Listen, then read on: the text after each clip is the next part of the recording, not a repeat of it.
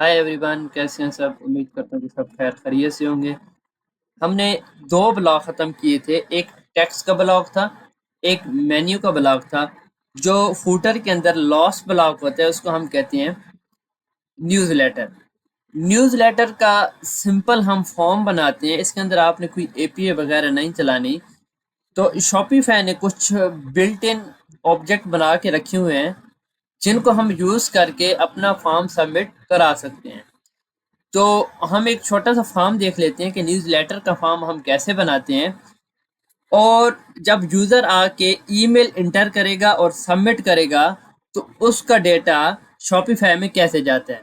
तो शॉपिफाई पहले हम खोल लेते हैं। प्रोडक्ट के नीचे है कस्टमर। यूज़र जैसे जाके न्यूज़लेटर फॉर्म फिल करता है उसका डेटा हमें इस कस्टमर के अंदर शो हो जाते हैं। कई दफ़ा ऐसे भी होते हैं जो यूज़र ऑर्डर करता है तो ऑर्डर में जो अपनी ईमेल वगैरह एंटर करता है उसका भी डेटा हमें यहाँ पे शो होता है। तो इस न्यूज़ लेटर को हम शॉपिफाई में कैसे बनाते हैं उसका एक स्ट्रक्चर पहले देख लेते हैं। इसके अंदर हम लिखते हैं, कोई टेक्स्ट लिख देते हैं या अभी के लिए एक डिव बना लेते हैं। उस डिव के अंदर हमने सारा काम करना है।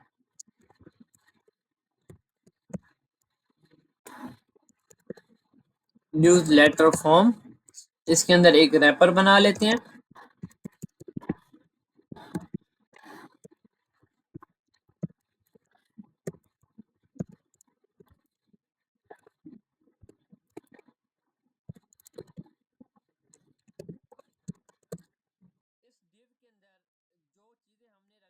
इस डिव के अंदर न्यूज़ लेटर रैपर के अंदर हमने क्या करना है, एक फॉर्म बनाना है। तो फॉर्म हमने किस तरह से बनाना है, शॉपिफाई का एक ऑब्जेक्ट होता है फॉर्म का, आपने वो लिखना है। उसके साथ आपने क्या लिखना है यहाँ पे, कस्टमर। जो भी फॉर्म फिल होगा, ये जो मैंने लिखा है कस्टमर, तो शॉपिफाई इस कस्टमर के थ्रू, ये बिल्ट इन हमारे पास एक कीवर्ड है, इसके थ्रू ईमेल गेट करके वो शॉपिफाई के बैकएंड पे या एडमिन पैनल पे जाके वो ऐड कर देते हैं। ये फॉर्म बन गया। ये आपने लाजमी लिखना है। अगर आप यहाँ पे कस्टमर नहीं लिखेंगे तो जो आपका फॉर्म है वो फिल नहीं होगा, उसका डेटा हमारे पास एडमिन पैनल पे नहीं जाएगा। ये फॉर्म है, यहाँ से हम एंड फॉर्म कर देते हैं। इस फॉर्म के अंदर एक इनपुट बनेगी, जहाँ से हम एक इनपुट बनाते हैं।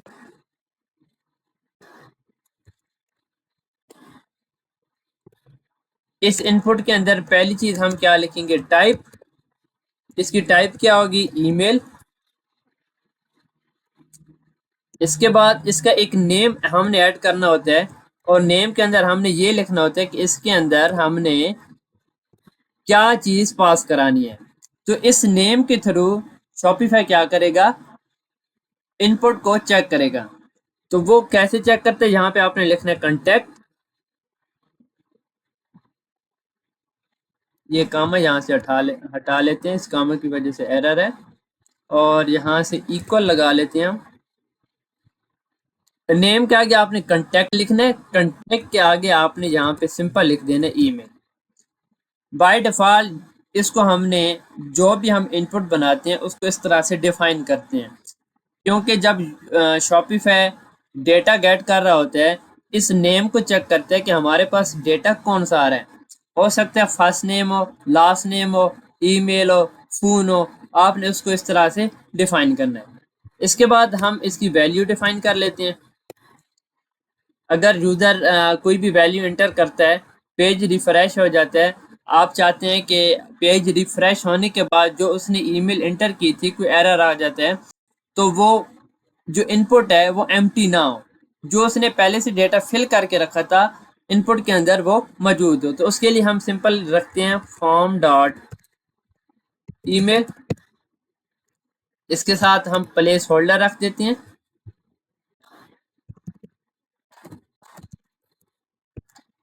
प्लेस होल्डर के अंदर लिखते हैं इंटर योर ईमेल। इसको हम रिक्वायर कर लेते हैं ताकि यूज़र इस इनपुट को लाजमी फिल करे। इस तरह से अगर इनपुट के अंदर आप कोई और फील्ड ऐड करना चाहते हैं, आईडी ऐड करना चाहते हैं, अभी मैं आपको सिंपल लेके जा रहा हूँ कि एक सिंपल सा फॉर्म हम सबमिट कैसे कराते हैं, ताकि आपको इजीली समझ आए कोई भी चीज़ अगर आप न्यू बना रहे हैं, क्योंकि पहले आप बेसिक समझें।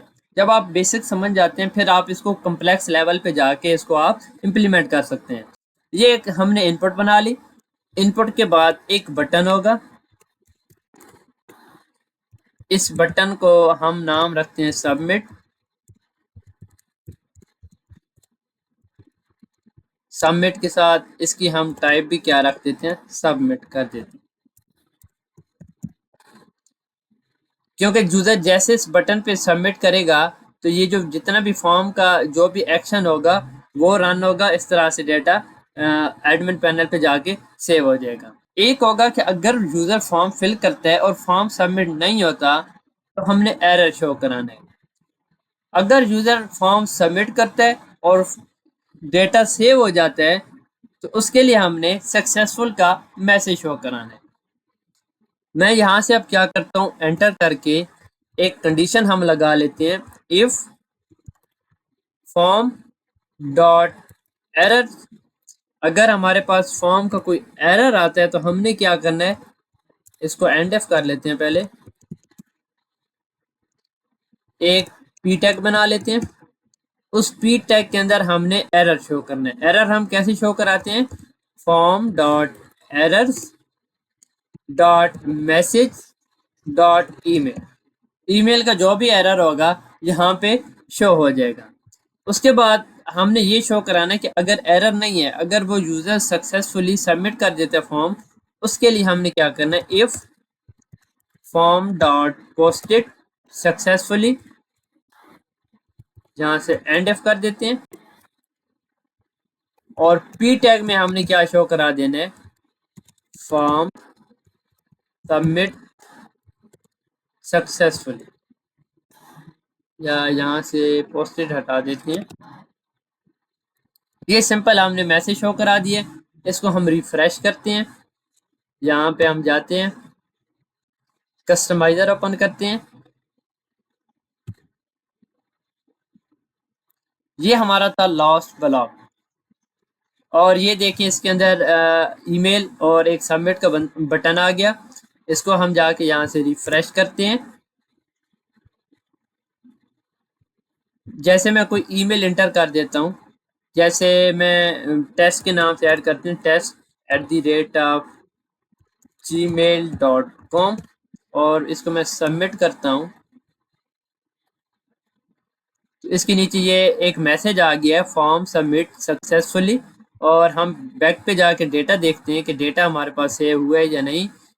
तो मैं कस्टमर पे जाता हूँ, ये देखें अभी मैंने एक ईमेल एंटर की थी तो उस ईमेल का डेटा मेरे पास एडमिन पैनल पे शो हो गया। तो इस तरह से आप न्यूज़ लेटर बना सकते हैं शॉपिफाई का, और इसमें अगर आप कोई चीज़ें ऐड और करना चाहते हैं तो आप ऐड कर सकते हैं। मेरा काम था आपको बेसिक लेवल पे समझाना है कि आप फॉर्म न्यूज़ लेटर फॉर्म कैसे बना सकते हैं।